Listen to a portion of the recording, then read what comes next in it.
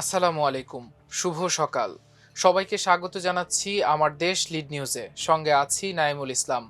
আমাদের আজকের লিড নিউজের শিরোনাম বর্ষায় বিপর্যস্ত দেশ। আমাদের আজকের লিড নিউজটি লিখেছেন সোহাগ কুমার বিশ্বাস ও এম কে মনির। চলুন দর্শক জেনে নেওয়া যাক লিড নিউজটির বিস্তারিত। বর্ষায় বিপর্যস্ত হয়ে পড়েছে দেশ। অতিবৃষ্টি ও ভারতীয় ঢলে বৃহত্তর চট্টগ্রামের মানবিক বিপর্যয় দেখা দিয়েছে। সবচেয়ে বেশি বিপর্যয় নেমেছে বাঁশখালী ও সাতকানিয়ায়। বাঁশখালীতে ঢলের পানিতে ভেসে গেছে ৩ জন। পানিবন্দী ১.৫ লাখেরও বেশি মানুষ। দেশের অন্যান্য জেলায়ও বন্যা পরিস্থিতির অবনতি হয়েছে। হবিগঞ্জের খোয়াই নদের বাঁধ ভেঙে ২৫ গ্রাম প্লাবিত হয়েছে। এতে কয়েক হাজার মানুষ পানিবন্দী হয়ে পড়েছেন। মৌলভীবাজারের ৫ জায়গায় বাঁধ ভেঙে বিস্তীর্ণ নিম্নাঞ্চল প্লাবিত হয়েছে। রাঙামাটিতে পানিবন্দী হয়ে আছেন ২০,০০০-এরও বেশি মানুষ। আশ্রয়কেন্দ্রে ঠাঁই নিয়েছেন ৪,৫০০। কক্সবাজারের অনেক এলাকায় ডুবে আছে পানির নিচে। নিরাপদ আশ্রয়ে যাওয়ার পথে নৌকা উল্টে ২ শিশুর মৃত্যু হয়েছে।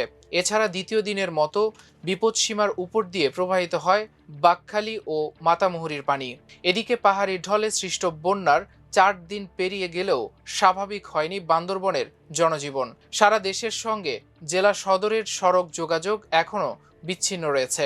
অন্যদিকে সেনাবাহিনীর প্রচেষ্টায় রাঙামাটির সাজেকের পর্যটন কেন্দ্রে ৩ দিন ধরে আটকে থাকা পর্যটকরা নিরাপদে ফিরেছেন। জানা গেছে অতিবৃষ্টি ও পাহাড়ি ঢলে চট্টগ্রামের ১০ উপজেলায় বন্যা পরিস্থিতির আরও অবনতি হয়েছে। বাঁশখালী ও সাতকানিয়ায় প্রায় ৮০% এলাকা পানিতে নিমজ্জিত। এছাড়া রাউজান, রাঙ্গুনিয়া, ফটিকছড়ি, লোহাগাড়া, হাটহাজারী, পটিয়া, আনোয়ারা এবং সীতাকুণ্ডের বিভিন্ন এলাকায় বৃষ্টি ও পাহাড়ি ঢলে প্লাবিত হয়েছে। গতকাল শুক্রবার বৃষ্টির তীব্রতা কমলেও বন্যা পরিস্থিতি অবনতি হয়েছে, কারণ পাহাড়ি ঢল নামতে শুরু করেছে। জেলা প্রশাসনের হিসেবে ১২ লাখ মানুষ পানিবন্দী হয়ে চরম মানবিক সংকটে দিন কাটাচ্ছেন। সড়ক ডুবে যাওয়ায় অনেক এলাকার সঙ্গে যোগাযোগ বিচ্ছিন্ন হয়ে পড়েছে। তলিয়ে গেছে হাজার হাজার একর ফসলি জমি, মাছের ঘের, বসতবাড়ি ও দোকানপাট। বন্যার পানিতে ভেসে ও পাহাড়ি ধসে ৬ শিশুসহ ৯ জনের মৃত্যু হয়েছে। সাতকানিয়া ও বাঁশখালীর দুর্গম পাহাড়ি এলাকায় আটকে পড়েছেন বিপুল সংখ্যক মানুষ। রাস্তার পাশে মানুষেরা ত্রাণ পেলেও দুর্গম এলাকায় আটকে পড়া মানুষরা পড়েছেন মহাবিপাকে। বিশেষ করে গবাদি পশু, শিশু ও নারীদের দুর্ভোগ সীমা ছাড়িয়েছে। পরিস্থিতি নিয়ন্ত্রণে স্থানীয় প্রশাসন, বিভিন্ন রাজনৈতিক ও সামাজিক সংগঠনের কর্মীরা উদ্ধার কাজ ও ত্রাণ বিতরণ অব্যাহত রাখলেও পর্যাপ্ত নৌকা না থাকায় উদ্ধার কাজ ও দুর্গম এলাকায় ত্রাণ পাঠানোর কঠিন হয়ে পড়েছে। বিভিন্ন আশ্রয়কেন্দ্রে আটকে পড়া মানুষের মাঝে বিশুদ্ধ পানি ও শুকনা খাবারের তীব্র সংকট দেখা দিয়েছে। জলবায়ু গবেষকরা বলেছেন, বঙ্গোপসাগরে সৃষ্ট লঘুচাপ ও নিম্নচাপের কারণে অতিবৃষ্টির প্রভাবে দক্ষিণ পশ্চিম মৌসুমি বায়ু চট্টগ্রাম ও পার্বত্য চট্টগ্রামের পাহাড়ি এলাকা, ভারতের ত্রিপুরা রাজ্য এবং মিয়ানমারের রাখাইন পর্বতমালার বাধাপ্রাপ্ত হচ্ছে। এর ফলে দীর্ঘ সময় ধরে ভারী থেকে অতি ভারী বৃষ্টিপাত হচ্ছে চট্টগ্রাম ও পার্বত্য চট্টগ্রাম এলাকায়। অতি ভারী বৃষ্টিপাতের সঙ্গে পাহাড়ির ঢল যুক্ত হয়ে চট্টগ্রামের বন্যা পরিস্থিতির দিন দিন অবনতি হচ্ছে। বাংলাদেশ পানি উন্নয়ন বোর্ডের বন্যা পূর্বাভাস ও সতর্কীকরণ কেন্দ্র এবং বাংলাদেশ আবহাওয়া অধিদপ্তরের তথ্য অনুযায়ী গত ৬ দিনে চট্টগ্রামে প্রায় ১,২০০ মিলিলিটার বৃষ্টিপাত রেকর্ড করা হয়। ৩ পার্বত্য জেলা হিসেব করলে বৃষ্টিপাতের পরিমাণ ৩,০০০ মিলিমিটার ছাড়িয়ে যাবে। এর মধ্যে সবচেয়ে বেশি বৃষ্টিপাত হয়েছে বান্দরবনের লামায়। ৬ দিনে ৮৬০.৭ মিলিমিটার বৃষ্টিপাত রেকর্ড করা হয়েছে।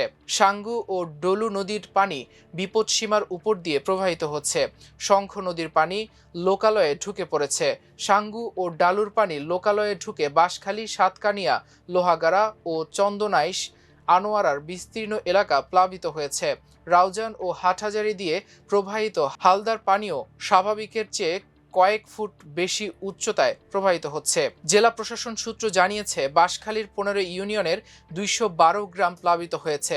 এতে ১.৫ লক্ষাধিক মানুষ পানিবন্দী হয়ে পড়েছেন। পুইছড়ি, শেখেরখিল, বৈলছড়ি, বাহারছড়া, কাথরিয়া, কালীপুর সহ অসংখ্য এলাকা পানির নিচে রয়েছে। এতে ৪,০০০ কাঁচা ঘর ভেঙে গেছে এবং ৮,০০০ কাঁচা পাকা ঘরবাড়ি আংশিক ক্ষতিগ্রস্ত হয়েছে। উপজেলার ৮০ আশ্রয় কেন্দ্রে কয়েক হাজার মানুষ আশ্রয় নিয়েছেন। অন্যদিকে সাতকানিয়া, সাঙ্গু ও শঙ্খ নদীর পানি বিপদসীমার উপর দিয়ে প্রবাহিত হচ্ছে। কেরানীহাট বান্দরবন সড়কের উপর প্রবল স্রোত প্রবাহিত হওয়ায় যান চলাচল পুরোপুরি বন্ধ রয়েছে। এতে বান্দরবনের সঙ্গে চট্টগ্রামের সরাসরি সড়ক যোগাযোগ বিচ্ছিন্ন হয়ে পড়েছে। উপজেলার ১৭ ইউনিয়নের কম বেশি সবকটিতে প্লাবিত হয়েছে।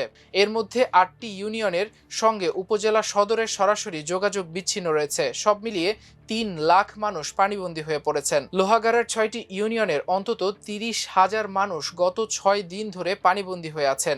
ডাবুয়া খালের বাঁধ ভাঙার পাশাপাশি মানিকছড়ি থেকে আসা পাহাড়ি ঢলে অন্তত ৫০,০০০ মানুষ পানিবন্দী হয়ে পড়েছেন। রাঙ্গুনিয়ার নিচু এলাকাগুলো গত ৬ দিন ধরে পানির নিচে আছে। পাহাড়ি ঢলে সড়ক, সেতু ও কালভার্ট ক্ষতিগ্রস্ত হওয়ায় অনেক এলাকায় যান চলাচল ব্যাহত হচ্ছে।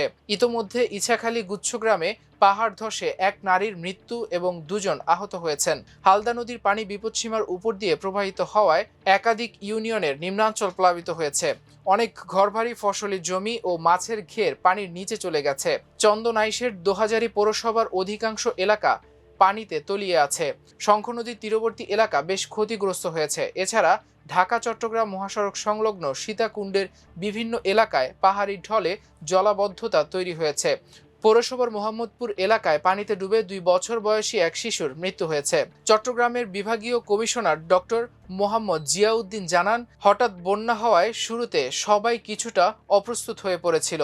এখন পরিস্থিতি সামলে নেওয়া হয়েছে। বৃহস্পতিবার পর্যন্ত আমাদের অনেক এলাকায় ত্রাণ পৌঁছাতে সমস্যা হয়েছিল, কিন্তু শুক্রবার সেনাবাহিনীর কাছ থেকে 10টি স্পিড বোট পেয়েছি। ফলে দুর্গম এলাকাগুলোতে শুকনো খাবার, পানি বিতরণ করতে অসুবিধা হচ্ছে না। স্পিড বোটে যদি কোথাও ত্রাণ দেওয়া সম্ভব না হয়, তাহলে সেখানে সেনাবাহিনী তাদের লজিস্টিক ব্যবহার করে ত্রাণ পৌঁছে দিচ্ছে। টানা ভারী বৃষ্টিপাত ও পাহাড়ি ঢলে কক্সবাজারের চকরিয়া, পেকুয়া ও মাতামুহুরী উপজেলা সহ বিস্তীর্ণ এলাকা এখনো পানির নিচে তলিয়ে আছে।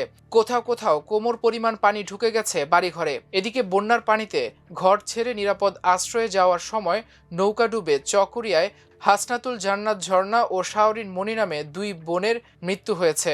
যদিও তাদের বাবা আব্দুল মালেক, তার স্ত্রী ও আরেক সন্তান প্রাণে বেঁচে গেছেন।